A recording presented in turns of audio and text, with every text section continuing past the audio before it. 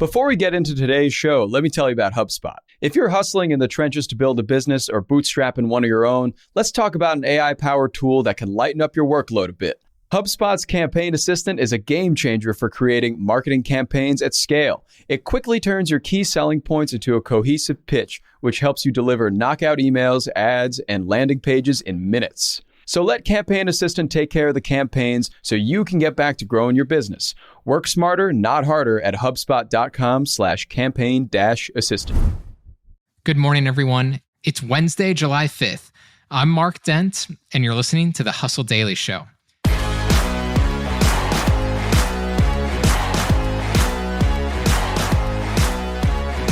Today, we have a special episode where we're going to be talking about private equity. Private equity companies have taken over in our economy.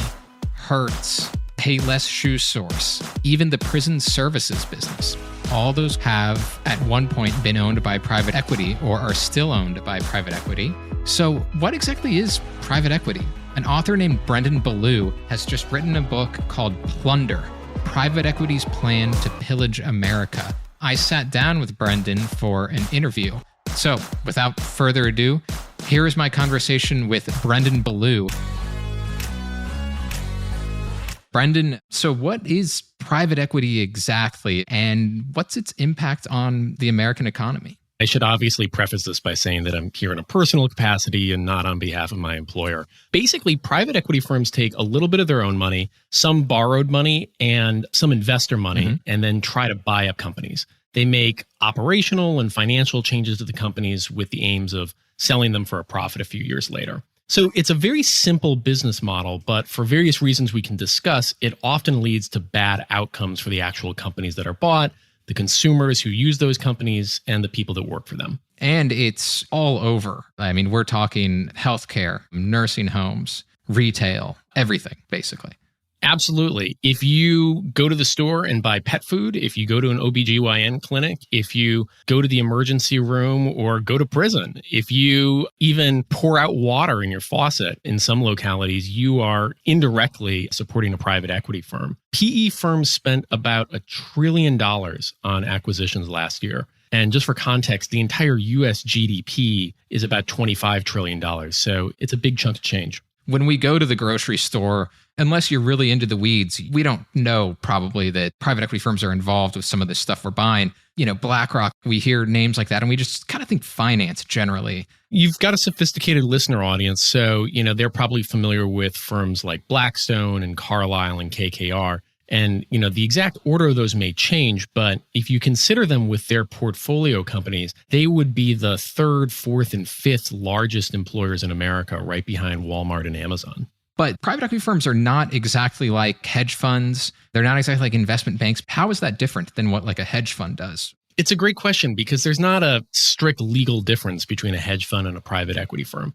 In general, hedge funds invest in securities, stocks, bonds, so forth. Private equity firms buy whole companies, Sears, Kmart. In a lot of ways, even though private equity firms might be a little less well known than Goldman Sachs or JP Morgan, they're sort of taking on the role the investment banks had a decade or two ago. How did private equity firms come to prominence? I think private equity as an industry really took off in the 1980s, and it was likely the consequence of essentially lowered capital gains tax rates and then a long period of low interest rates. Yeah. So that led to the first boom in the 80s, and especially in the past few years as you've had this era of extremely low interest rates. I think private equity firms had their biggest year in 2021, in the midst of quarantine, when so much else of the economy was sort of receding, private equity was resurging.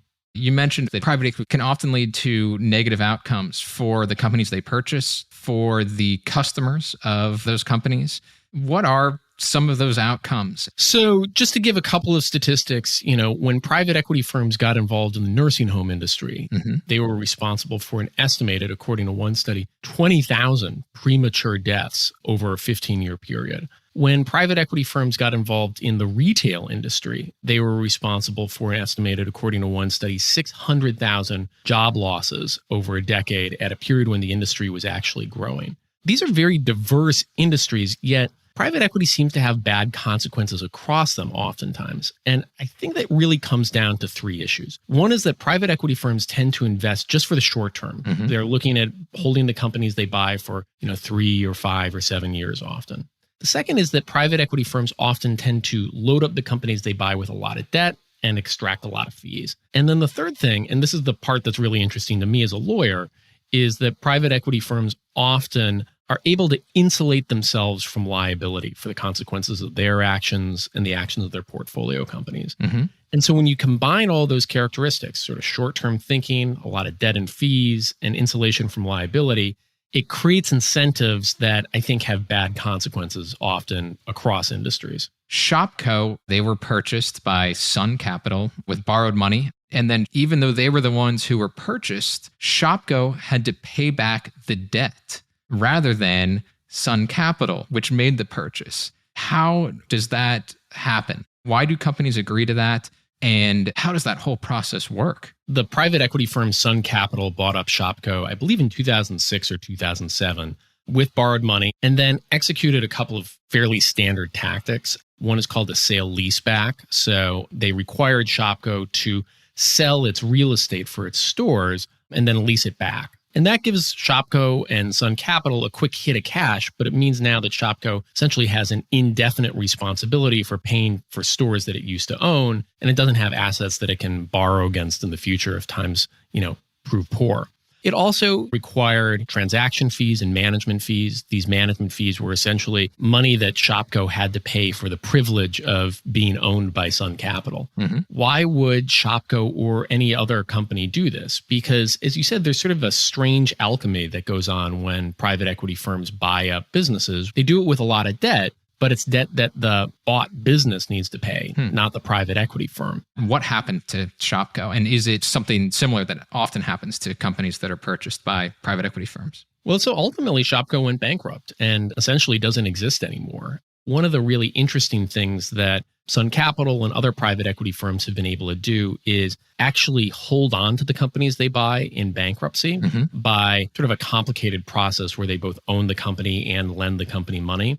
And by doing that, they're able to hold on to the business, but they're able to push off the pension obligations of the bankrupted business onto what's called the Pension Benefit Guarantee Corporation. They get to control these businesses, but the responsibilities to employees and retirees is now held by this quasi-government agency. Private equity leaders tend to have their experience in finance, and yet private equity firms often get deeply involved in the operations of the companies they buy. When Sun Capital bought up Marsh Supermarkets, employees were complaining that, the executives didn't even know what a UPC code is. It's not always the case that private equity firms install the wrong person in the business, but I think their perspective is a financial perspective rather than an operational one, typically. As long as businesses need to grow and expand, factories need to get built, employees need to get hired, somebody's got to give that business money and take the risk. That's what finance is about. Do you see momentum for reforms?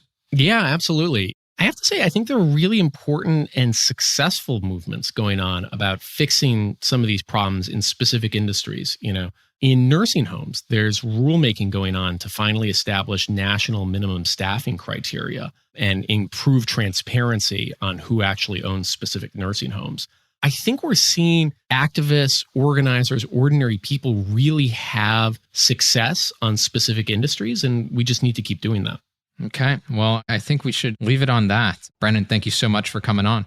Thank you so much for the time.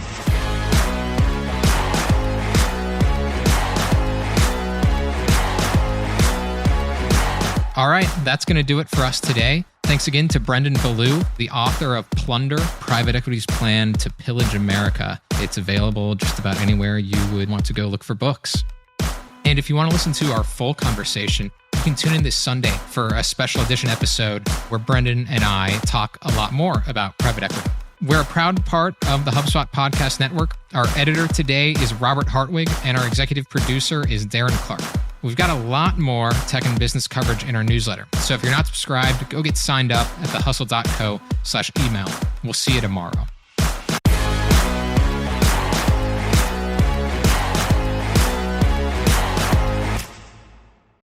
Let me tell you about a show that I've been loving lately. It's called Entrepreneurs on Fire. It's hosted by the incredible John Lee Dumas. It's available now on the HubSpot podcast network.